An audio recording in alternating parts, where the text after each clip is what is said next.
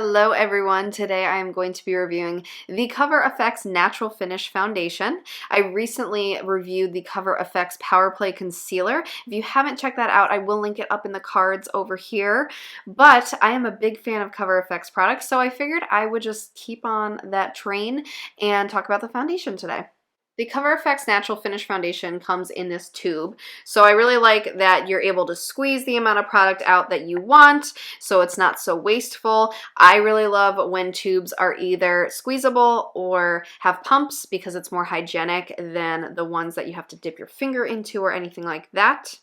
This foundation comes in 40 shades and retails for $42 each. The shade range is impressive, and just like I talked about in the CoverFX Power Play Concealer video, I'm going to talk a little bit about how they do their shade range. So not only do you have light, medium, tan, and deep shades, you also have neutral, pink, and golden undertones. And so this is really going to help you find your best match for you. When you know your undertone, it makes it a lot easier to be able to find the best foundation for you because it really is a dance between both your tone and undertone.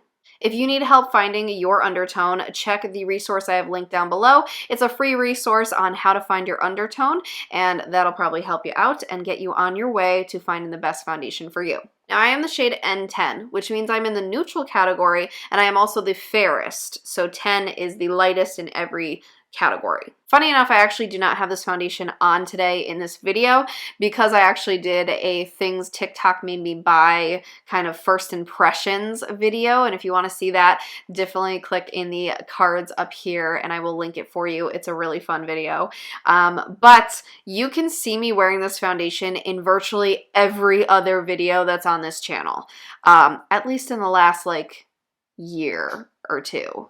I also wear it on the regular for photos and when I'm working and things like that. This is definitely my go-to foundation and has been for a while. I'm the type of person that once I find a foundation that works and I love it, I swear by it and I just use it religiously. What I love about this foundation is it's water-based, so it's not going to make me more oily. It's actually really good for normal and dry skin because it's still hydrating, but it's not going to be oil-based and have that excess stickiness, you know what I mean? Like, I'm a combination skin, okay? So I deal with some oiliness and some dryness. So it's kind of this happy medium I have to find, and this foundation is it. It's not drying, so it won't latch on to those dry spots, but it's also not super oily and heavy either. I also really love that this literally feels like a second skin. It does not feel heavy at all on my face, and it does give a very natural look. I'm the type of person that I like a more light or medium coverage foundation. I'm not on the full coverage foundation train just yet. I really like my skin to show through a little bit. Even if that means showing some of my imperfections, I honestly prefer it. So this foundation lets me do that.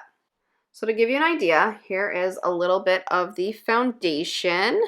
So that's what it looks like just as a thick swatch. And then if we were to blend it out some, just going to show you what it looks like on my hand, blend it out with my finger.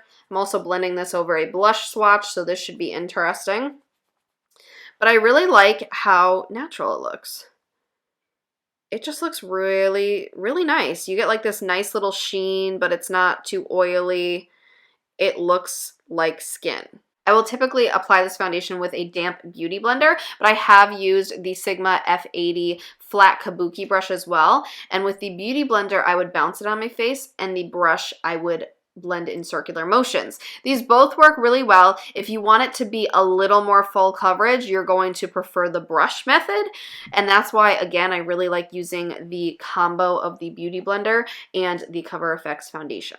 I really like that my skin feels hydrated while I'm using this. So again, it's not latching onto those dry spots, but as the day goes on, I don't get especially oily. I mean, in this day and age, when we are wearing face masks, my nose gets a little more oily, but that's because my nose is hitting the face mask and I need to set my nose extra well. Now, I will tell you that I do set with face powder when I use this.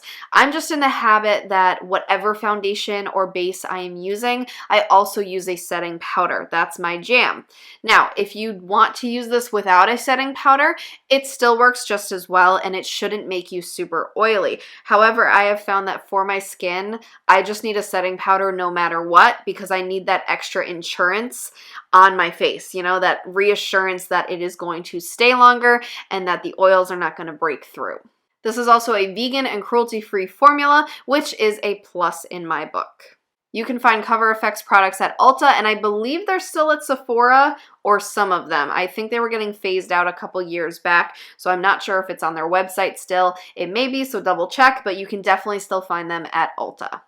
Have you tried this foundation, or do you have one that you are absolutely loving? Let me know in the comments below, and let's continue this conversation. Don't forget to give this video a thumbs up and click that subscribe button. You know you want to hang around for more beauty reviews and beauty tips. Until next time, I will see you in my next video. Bye.